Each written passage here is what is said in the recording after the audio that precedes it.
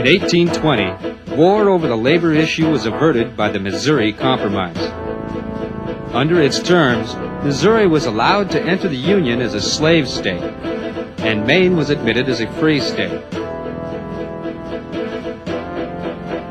The Missouri Compromise only solved the problem temporarily, for again in 1850, emotions over the slavery issue reached a fever pitch. Once again, another settlement called the Compromise of 1850 averted a civil war. The Compromise of 1850 admitted California as a free state. Utah and New Mexico territories were allowed to vote on whether slavery should be allowed in their areas. This resulted in the majority of the Senate voting power to now be in the hands of the free states. To correct some of this imbalance, the Fugitive Slave Law was also passed. It stated that law officials were responsible to catch runaway slaves and return them to their owners. Many Northerners refused to obey this law, and in fact, some helped many slaves escape through the secret network called the Underground Railroad.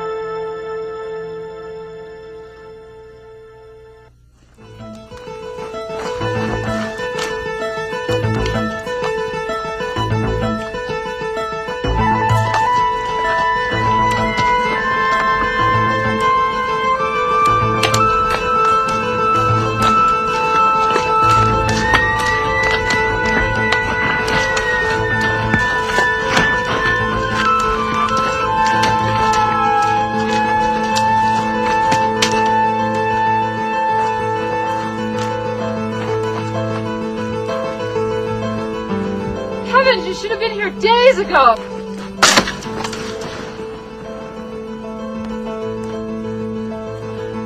Lord, we've been running and hiding for days trying to keep them slave catchers off our trails. They're living off our fruits and green corn. Are you all right? Mama, I hear the horses. It's them slave catchers' days real close. There's no time to lose.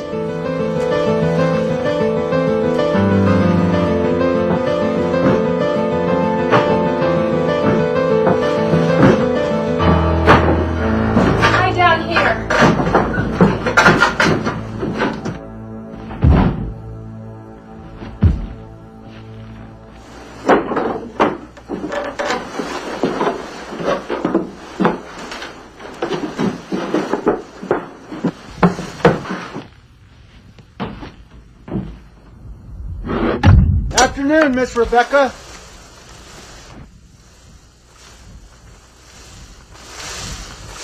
Afternoon, Sheriff. What brings you out here? Well, this here is Mr. Jedediah Hunt. Now, word has it there's some fugitive slaves running in this area. Ma'am, I followed them all the way from Georgia, and I ain't leaving Pennsylvania without them. You see, Miss Rebecca, word has it you're an abolitionist. Rumor is that you've been going to them society meetings, passing out petitions, trying to end slavery. Now, we have a warrant, and I'm afraid Mr. Hunt is going to have to inspect your cabin. Sheriff, you know that I feel slavery is inhuman. But still, I would never break the law. Miss, I ain't looking to argue with you. Now, the law states I have to find them and take them back. You just mind your business. You might end up in prison. I even thinks you're trying to hide or help them fugitives.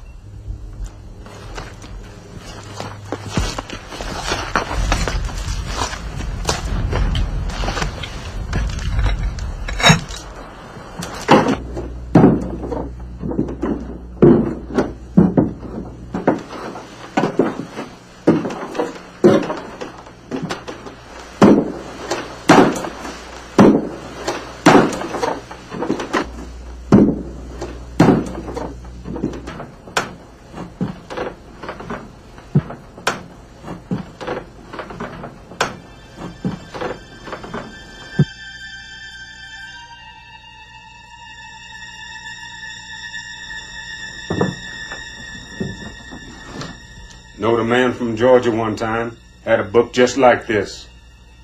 Caught him trying to hide one of my slaves under the floorboards.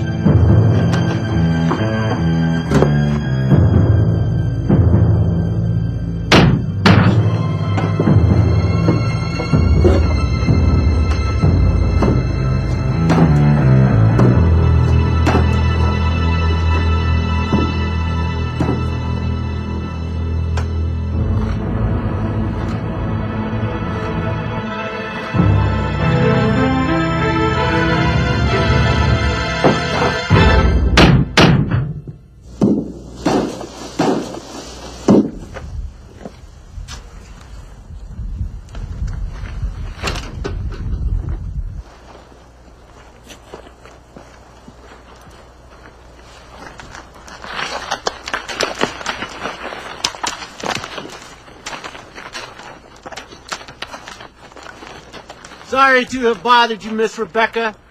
Seems there's no fugitives here after all.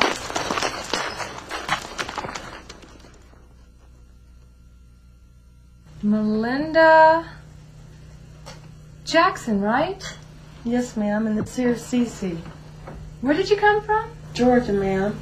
I was owned by a cotton farmer named Thomas Dillon. He wasn't a very hard man, but he was down on black folks having their liberty.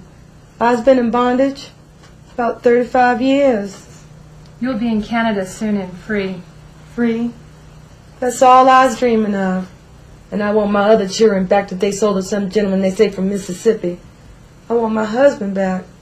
Somewhere I don't even know. We're going to help you and your girl. Right now you rest while I prepare food for your journey. During the years 1850 to 1860, as many as 20,000 blacks escaped from slavery through the Underground Railroad.